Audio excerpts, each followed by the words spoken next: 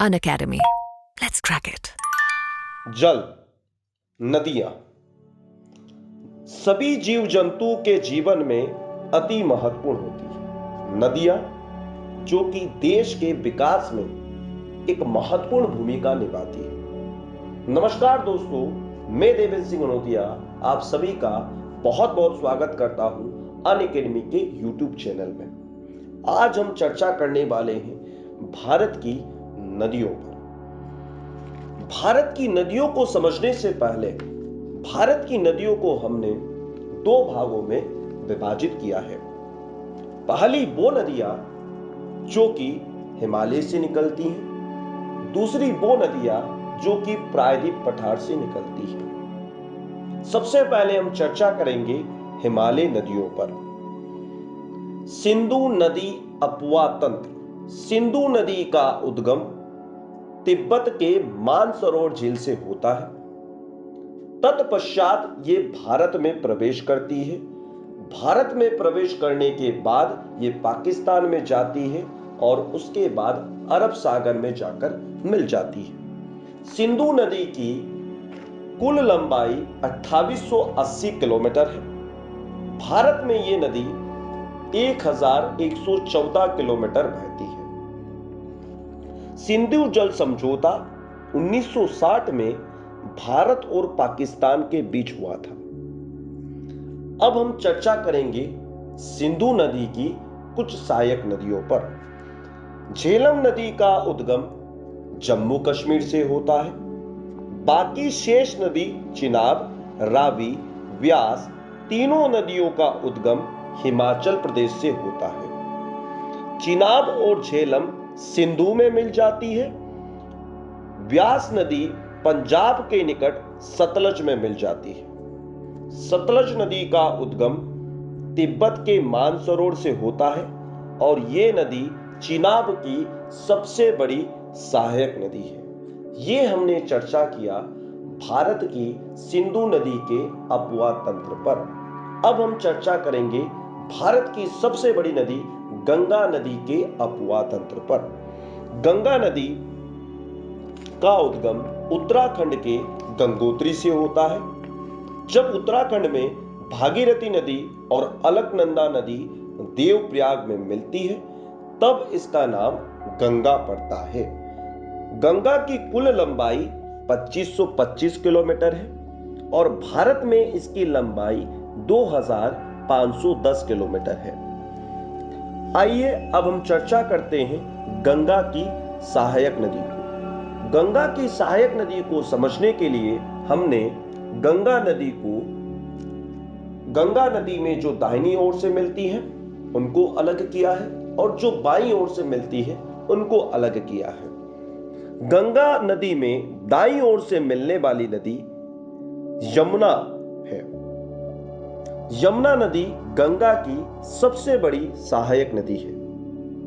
मध्य प्रदेश से आकर दाहिनी ओर से गंगा में सोन और टोंस नदी मिलती है। आइए अब चर्चा करते हैं गंगा में बाईं ओर से मिलने वाली कुछ नदियों पर। बाईं ओर से सबसे पहले नदी जो गंगा में मिलती है जिसका उद्गम उत्तराखंड के गढ़वाल पहाड़ियों से होता है, वे उत्तर प्रदेश में गंगा से जाकर मिल जाती है। इस नदी का नाम है रामगंगा। दूसरी महत्वपूर्ण नदी जो बाईं ओर से गंगा में मिलती है वो है शारदा। तीसरी नदी गंडक है जो नेपाल से निकलती है और बिहार के पास पटना में गंगा नदी से मिल जाती है। चौथी जो दाईं ओर से गंगा में मिलती है वह है कोसी नदी। कोसी नदी भी नेपाल से निकलती है। कोसी नदी को बिहार का शोक कहा जाता है। कोसी नदी बिहार के आसपास पटना में गंगा नदी से मिल जाती है। पांचवी और अंतिम नदी जो है जो गंगा में बाईं ओर से मिलती है वो है महानंदा, जो पश्चिम बंगाल के आसपास गंगा नदी में जाकर मिलती है। ये हमने चर्चा किया गंगा नदी के अपवा तंत्र पर। अब हम आगे चर्चा करेंगे यमुना नदी पर। यमुना नदी का उद्गम उत्तराखंड के यमुनोत्री से होता है। इसकी कुल लंबाई 1070 किलोमीटर है। यह नदी गंगा की सबसे बड़ी सहायक नदी है। प्रयागराज के निकट यह गंगा में मिल जाती है। यमुना नदी की सहायक नदियां चंबल, सींध, बेतवा, केन, ये सभी नदियां मध्य प्रदेश से निकलकर यमुना में मिल जाती है। ये हमने सभी हिमालय नदियों पर चर्चा की थी। अब हम चर्चा करेंगे प्रायद्वीपीय नदियों पर। प्रायद्वीपीय नदियों को समझने के लिए हमने इसे दो भागों में बांटा है। एक वो नदियां जो कि अरब सागर में जाकर मिलती हैं, एक वो नदियां जो कि बंगाल की खाड़ी में जाकर मिलती हैं। अरब सागर में मिलने वाली नदियां नर्मदा, ताप्ती, साबरमती, माही और लूनी हैं। बंगाल की खाड़ी में मिलने वाली नदी स्वर्णरेखा, महानदी, गोदावरी, कृष्णा और कावेरी है। आइए पहले हम समझते हैं अरब सागर में गिरने वाली नदी।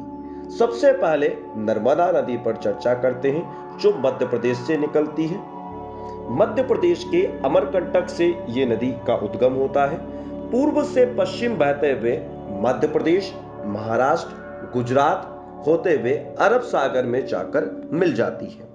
इसकी कुल लंबाई 13-12 किलोमीटर है और मध्य प्रदेश में यह नदी 1077 किलोमीटर बहती है।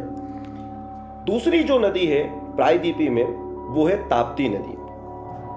ताप्ती नदी का उद्गम मध्य प्रदेश के बैतूल के मुल्ताई से होता है। इसकी कुल लंबाई 724 किलोमीटर है।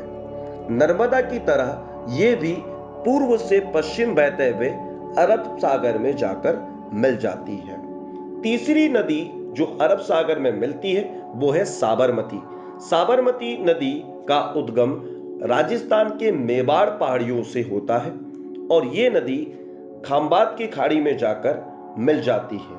इसकी कुल लंबाई 320 किलोमीटर है।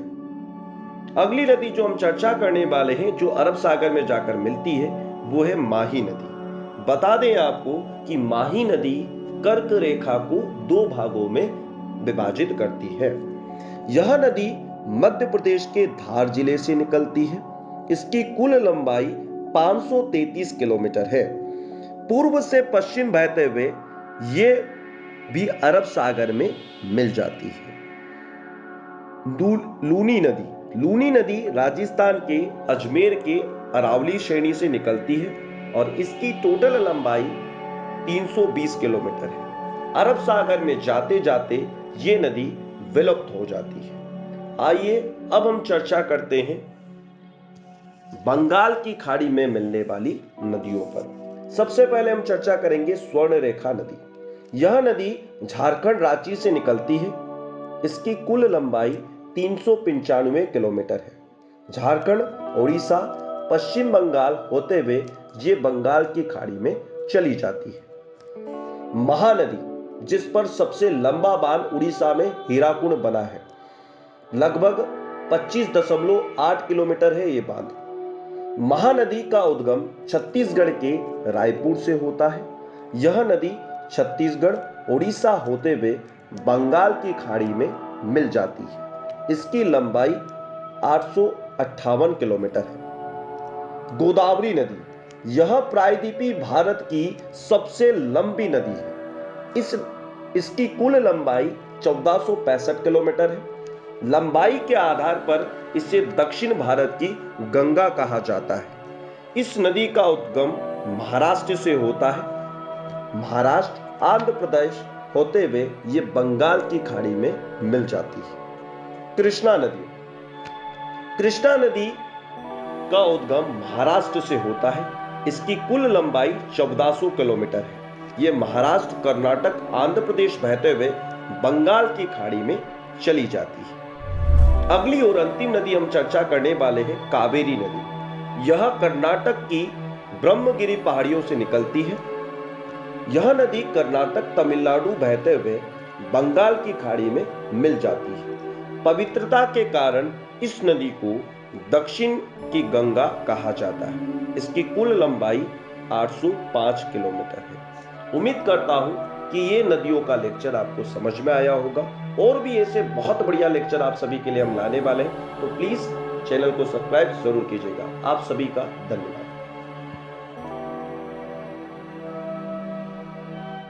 Let's crack it.